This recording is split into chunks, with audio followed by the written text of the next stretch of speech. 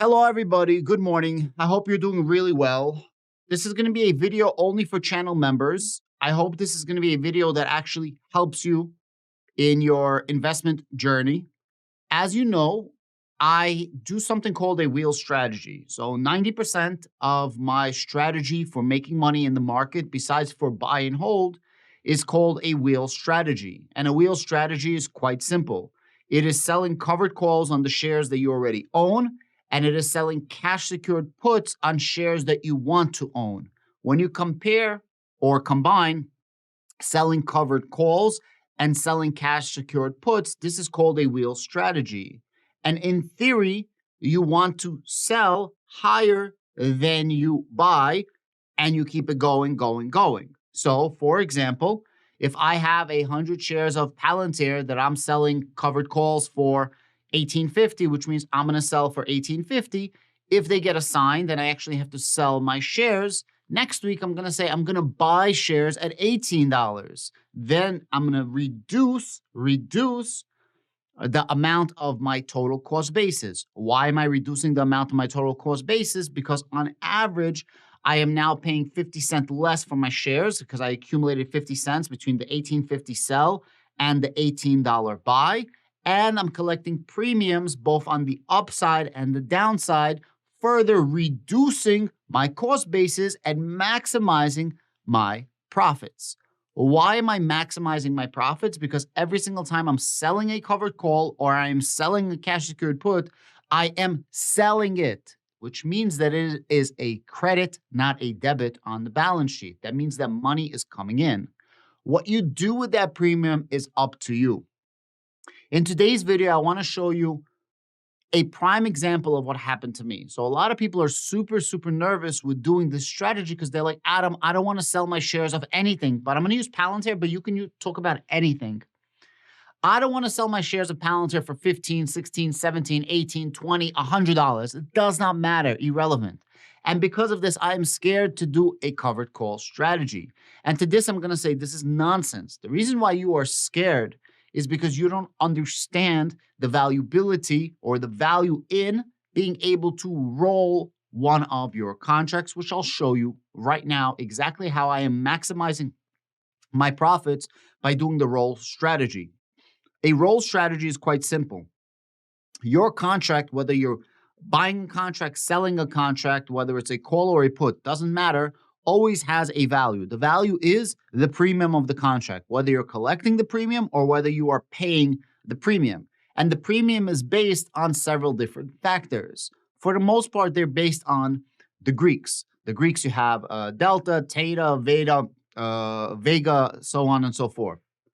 Now, there's Rio, there's 5 Greeks. There's also something called implied volatility. And altogether, between everything that I just said, you have intrinsic and extrinsic value. Intrinsic is the actual value in terms of the stock strike price to the actual value of the stock. And extrinsic has a lot to do with implied volatility and time value left, or lack thereof, time value.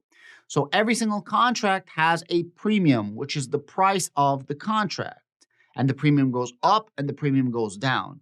Rolling a contract allows you to take whatever contract you have, collect the premium, and push it forward to another contract. So for example, if you have 10 cents left on this contract, you can roll the contract to a later date and a later price, either or both of them together.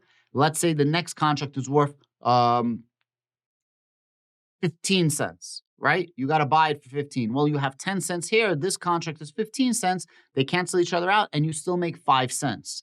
Sometimes when you roll, preferably you want to get a credit and you want to get paid for it, but sometimes it's good as a defensive position not to get a credit, break even, or actually pay a little money. But that's neither here or there for this specific video.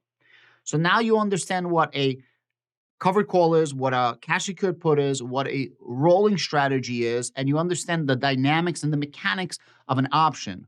Most people don't even understand what they are buying, selling, trading, and this is where most people lose out money. When you are selling contracts, you have a higher probability of being profitable because the probability of that contract actually being assigned is less. Most people who buy contracts, not sell them, buy. So I'm the bank.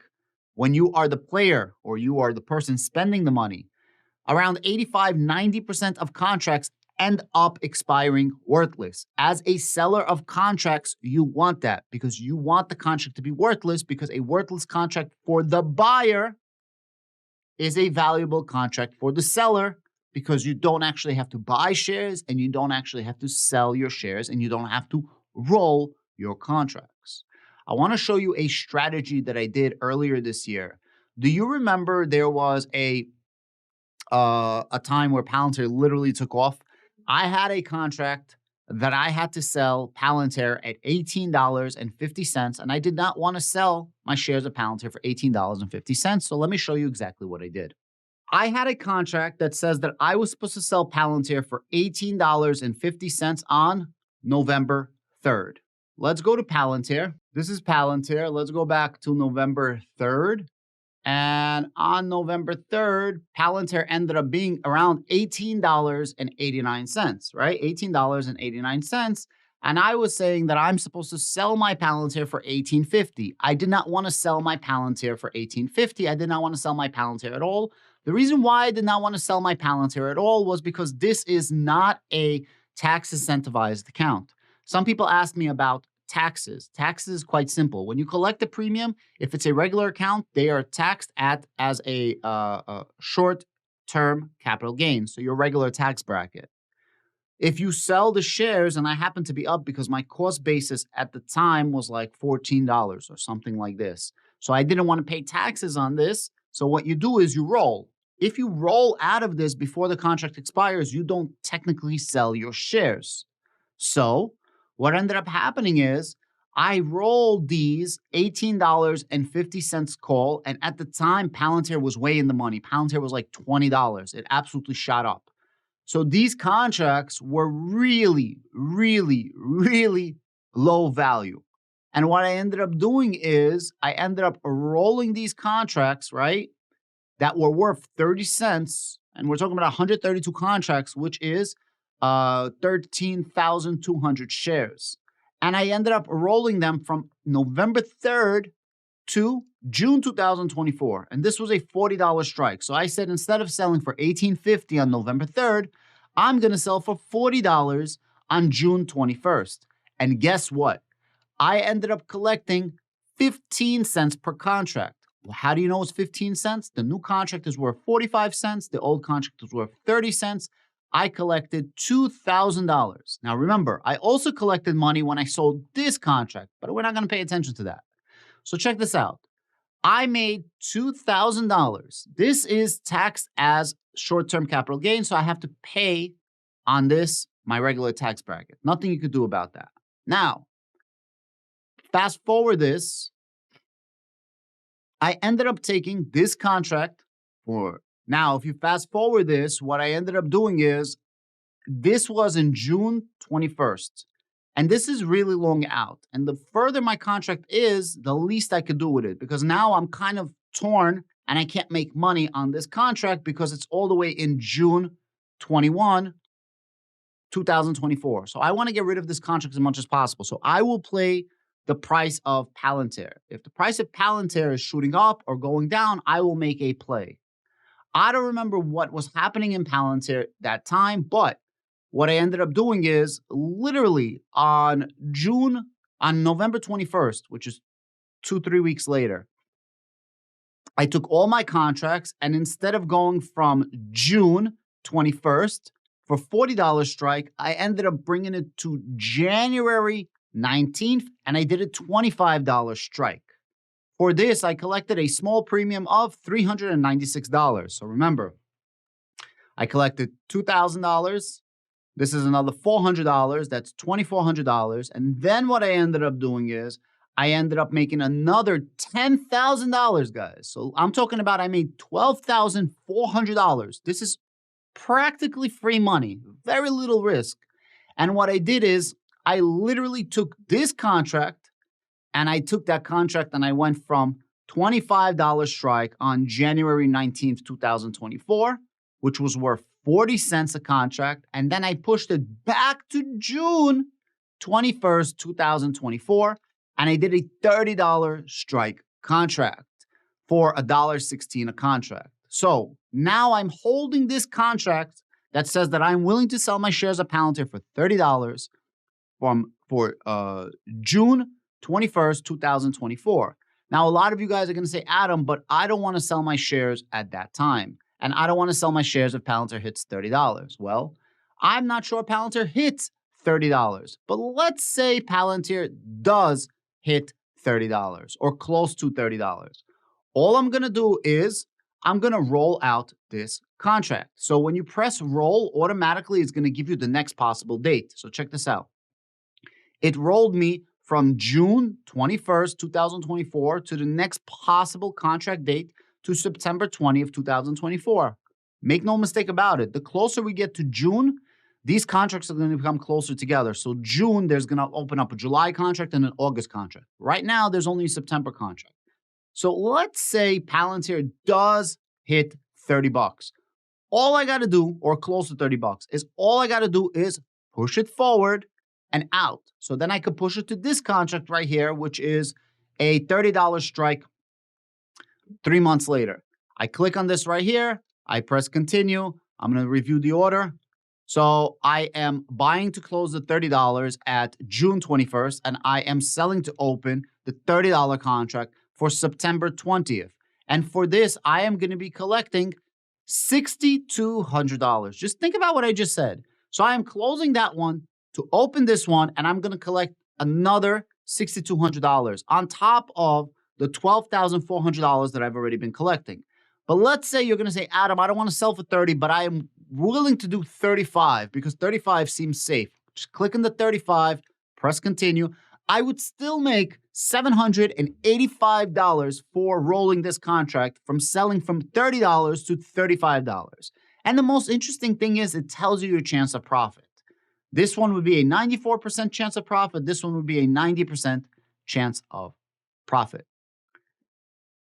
What I'm trying to tell you guys is that there's a lot of possibilities here with maximizing your shares. My son's account, the same day that I hit 1850 and I rolled it, I did not roll my son's account. In my son's account is Charles Schwab. I cannot roll. Unfortunately, I can't roll.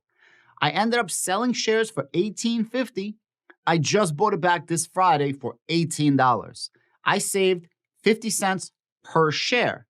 50 cents per share definitely 100% adds up. And I reduced this cost basis by another 50 cents per share. At the same time, remember, I ended up selling on November 3rd. Right now, it is December 10th. For the last month, for the last 5 weeks, I've been collecting premium every single week, saying that I am willing to buy at 18, 18, 18. Even when Palantir was $21, I still said I'm going to buy at 18. So I'm further reducing my cost basis besides for just the actual buy, which is 50 cents cheaper than when I sold. I'm collecting premium this entire time. What I'm trying to explain to you is don't be scared of contracts when you are the bank. You have many options. Make sure that you understand the difference between a brokerage account and a retirement account, the tax implications and the tax implications. If you're doing this in a retirement account, like a Roth IRA, traditional IRA, SEP IRA, HSA, so much and so forth, there are no tax implications until you retire, and then it's various different taxes for your various case. If you're doing it in your brokerage, there's tax implications. Specifically, if you end up selling, your cost basis is lower than what you sold, you're going to have to pay taxes on it. All I'm trying to say is this is a fantastic strategy, especially for the people right now that are saying, hey, I wish that I end up buying Palantir at $17, or I wish I bought Palantir at $15. I literally just made $10,000 more dollars. Guys, listen to the numbers, $10,000 more, because I'm saying I'm willing to buy Palantir at $17 and I'm willing to buy 20,000 shares. For this, I collected $10,000. I am like doing this every single week. And the more I'm getting used to this, the more I'm learning how to get out of these trades in and out and understand the concepts of these trades, the better I'm starting to get with these trades, and I'm not scared. And I'm able to be more aggressive because I know that I have a 9 out of 10 chance to roll this, buy it out, close it early, right? That it's not going to hit the assignment, the strike price. I'm not giving anybody advice. This is not me telling you to do something, not to do something. All I'm saying is do your own research, do your own due diligence. And all I'm saying is this is something that I've been doing. And unlike a lot of YouTubers who are full of shit, I am showing you my actual trades. I am showing you my actual trades. You know, in my comments, it's absolutely hilarious. People are like, Adam, that's what I'm talking about in my regular videos. That's what I'm talking about. I want to learn these things. I'm like, bro, I got channel membership for $3 a month. 19 out of 20 people on this channel who are watching this video, if I even get 20 people that watch this, are probably not going to be paying attention. I want you to pay attention because this is real money-making opportunities. And you don't need to have 10,000 shares. If you have 1,000 shares, you would have been making, instead of $2,400, instead of $12,400, you would have still been making a tenth of that, which would have been $1,020. It's still money. You know what I'm trying to say? So it's all relative how much shares I have to you or how much you have to me. Some people have more shares than I do. The point is, this is a skill that I learned to maximize my revenue potential, maximize my profits while minimizing the amount of hazard that I have, minimizing my losses, minimizing my downside potential. So if you want to get into a play and you know you want to buy a stock, it's really cool to do a cash secured put because you're like, hey, I know I want to buy shares at 15, 13, 12, 20. It doesn't matter. Put in a cash secured put. And if it doesn't get assigned, then you just collected free premium. So I don't care if I buy shares at $17, to be honest. I prefer if it's going to be $17.01 so I don't have to actually buy the shares. And guess what? I'm going to put in another order and make another $10,000 for nothing. So on and so forth. And if I do buy the shares at $17, guess what? I'm now going to say I'm willing to sell the shares at $18 or $17.50 or $19, so on and so forth. Guys, I hope you're getting something out of this. A lot of people ask me to show it to them. Nobody pays attention. I tell people, yo, sign up to the channel membership. Nobody pays attention. I show it to the channel members. Most people don't pay attention. Some people do. Midwest is making a shit ton. Crypto. I told you guys about Bitcoin when it was $25,000. Amit's like, I wish somebody told me about Bitcoin, crypto. Shout out to him. I know he was joking around. I showed him 4 videos that I made about Bitcoin at $25,000 to $31,000. Then it dropped again. I literally said $25,000. This is the bottom. $31,000. I'm not willing to pay over 30 for Bitcoin. 30, then went down to like 27. I'm like, this is a great opportunity. Buy, buy, buy, so on and so forth. You know what I mean? So thank you very much for paying attention for anybody that's actually making money.